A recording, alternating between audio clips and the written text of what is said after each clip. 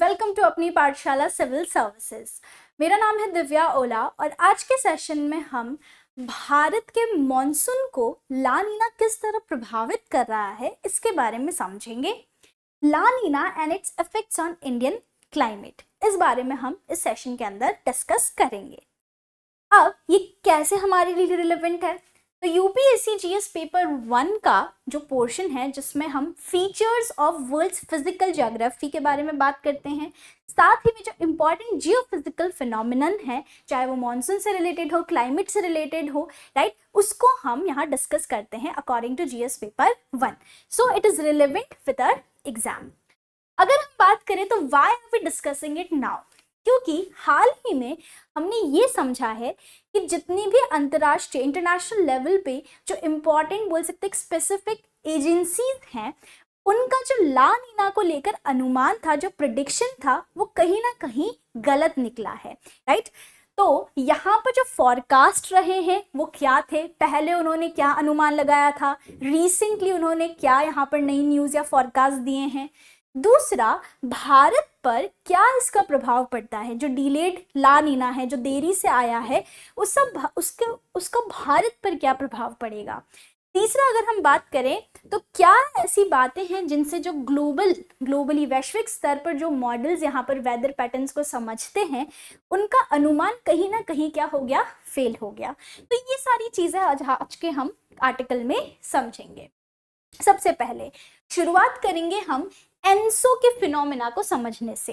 ENSO का full form होता है El Nino southern oscillation. Normal condition समझेंगे कि सामान्य परिस्थितियां, मतलब जब ना ही अल नीनो है ना ही ला नीना है तो क्या फर्क आता है, अल नीनो ला नीना होते क्या है, बहुत ही ब्रीफ में हम समझेंगे। तीसरा कि ला नीना को लेकर जो लेटेस्ट प्रेडिक्शंस हैं, राइट, वो क्या है, और भारत के मॉनसून पर ला नीना का देरी से आने के क्या क्या प्रभाव हैं। सबसे पहले जो पहला पॉइंट है हमारा वो ये समझना कि एनसो क्या होता है, अल नीनो सदर्न ऑसिलेशन, ये क्या फिनोमेना है।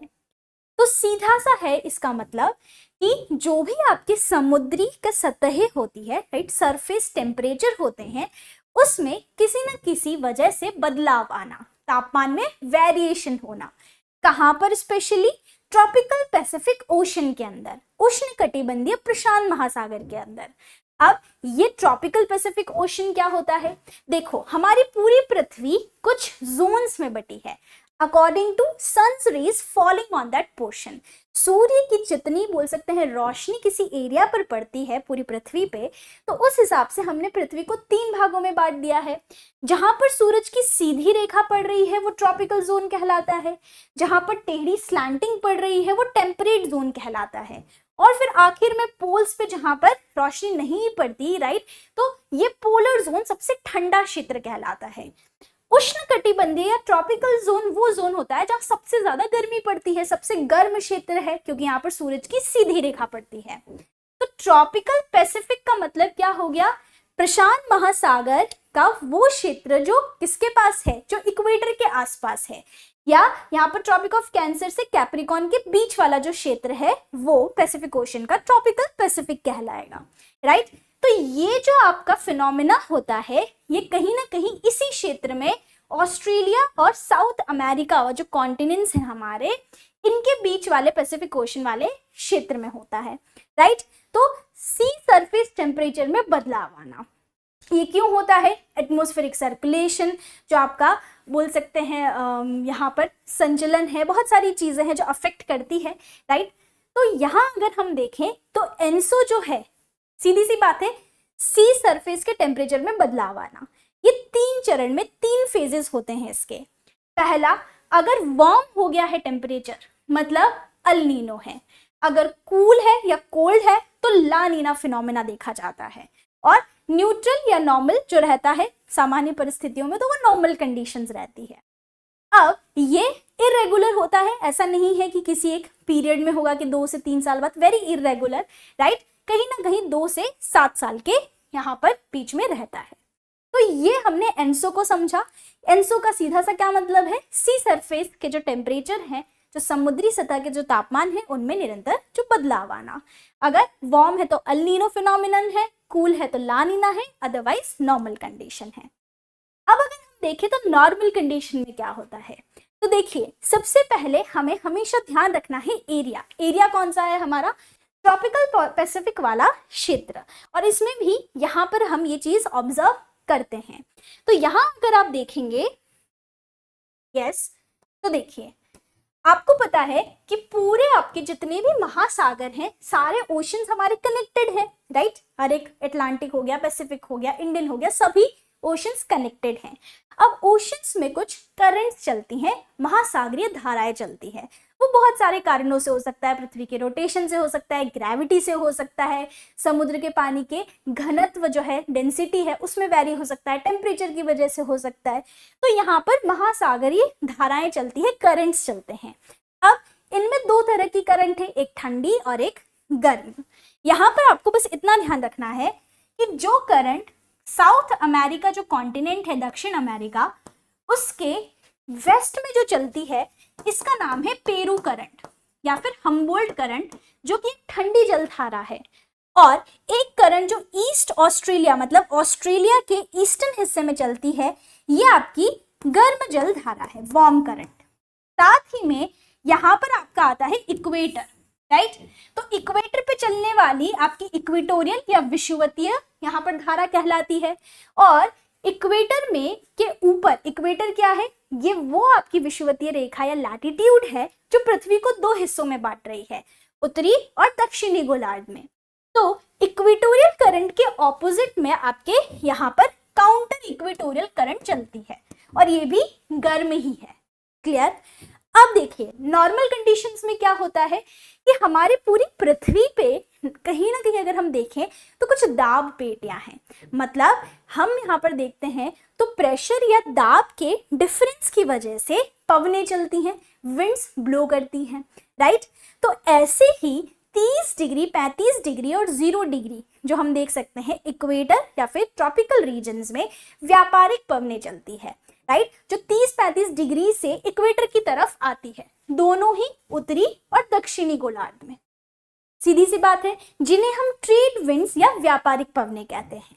तो सामान्य परिस्थितियों में अगर हम देखें तो होता क्या है, सामान्य परिस्थितियों में ट्रेड विंड्स या जो व्यापारिक पवनें हैं वो ईस्ट टू वेस्ट आ रही हैं।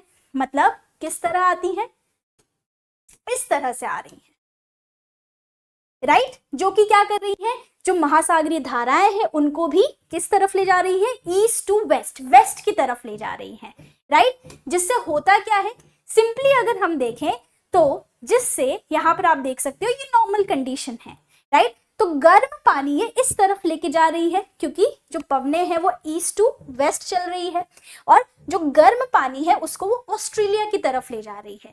तो सामान्य परिस्थितियों में ये होता है।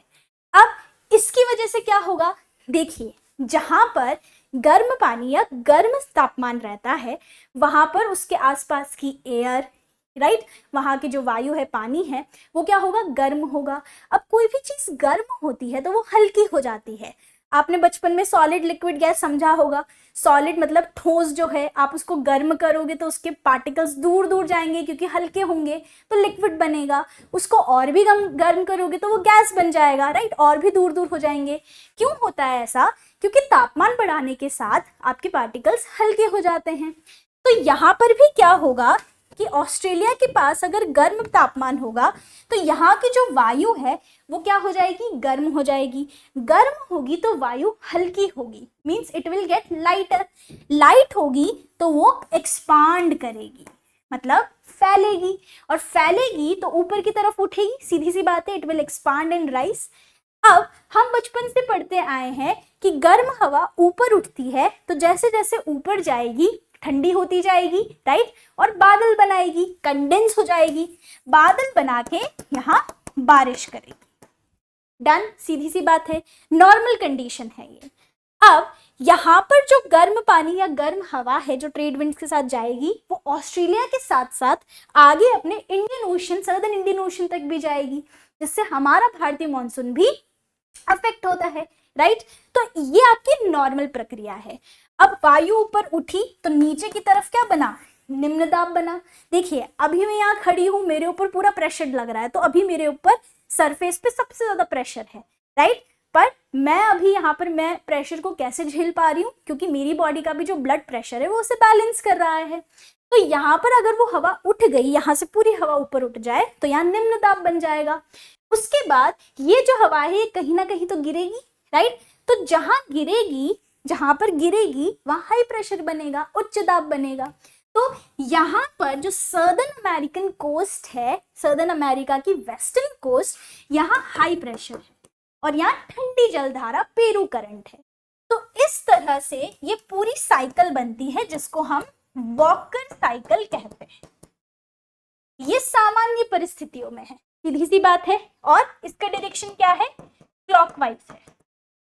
वॉकर साइकिल नॉर्मल कंडीशंस, बस ये आपने समझ लिया।